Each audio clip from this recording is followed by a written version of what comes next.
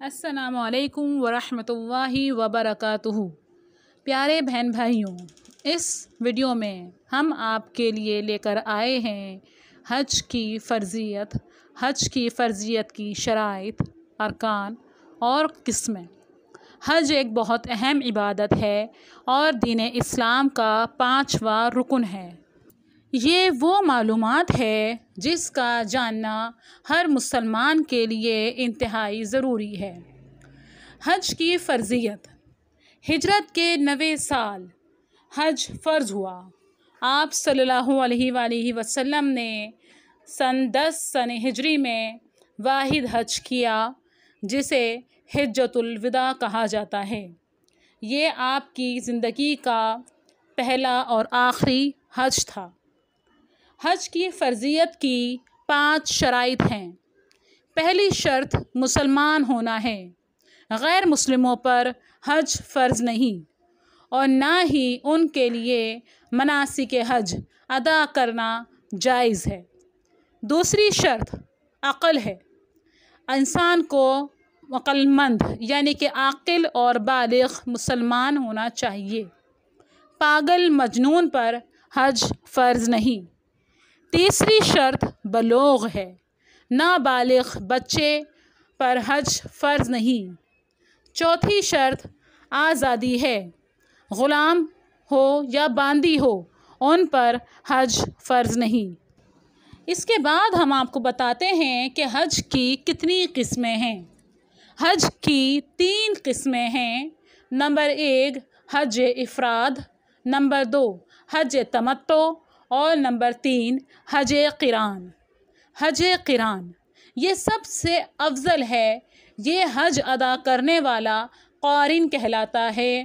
اس میں عمرہ اور حج کا احرام ایک ساتھ باندھا جاتا ہے، مگر عمرہ کرنے کے بعد قارن حلق یا قصر نہیں کروا سکتا بلکہ بدستور احرام میں رہے گا۔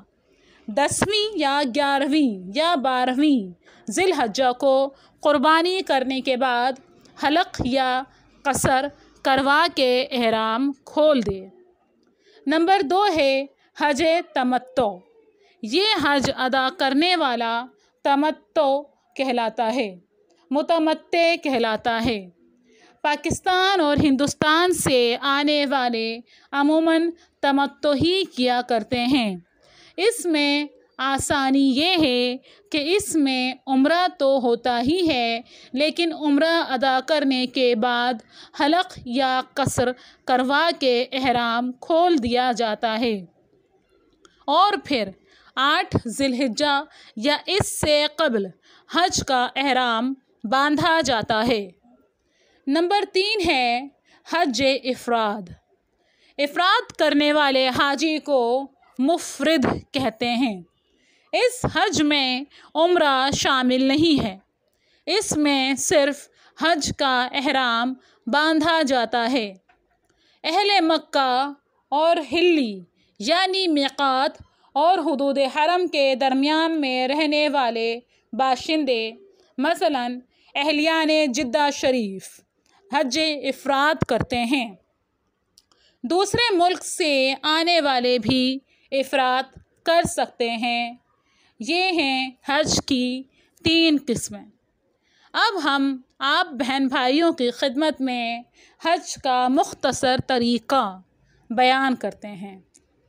حج 4 ارکان پر مشتمل ہوتا ہے، جس کا پہلا رکن پہلا احرام یعنی حج کی نیت سے بغیر سلے ہوئے 2 کپڑے زیب تن کرنا ہوتا ہے۔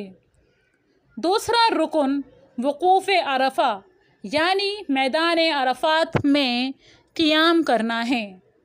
تیسرا رکن طواف زیارت یعنی خانہ کعبہ کے 7 بار چکر لگانا ہوتا ہے۔ چوتھا رکن سعی یعنی صفا اور مروہ کے درمیان 7 بار دوڑ لگانا ہوتا ہے۔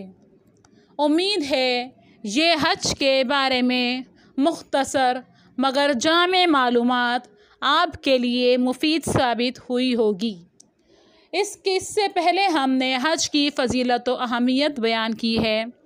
مزید اس طرح کی ویڈیوز دیکھنے کے لیے ہمارے ساتھ بنے رہیے اور کامنٹ کر کے بتائیے کہ اگلی ویڈیو ہم کس ٹاپک پر بنائیں۔ السلام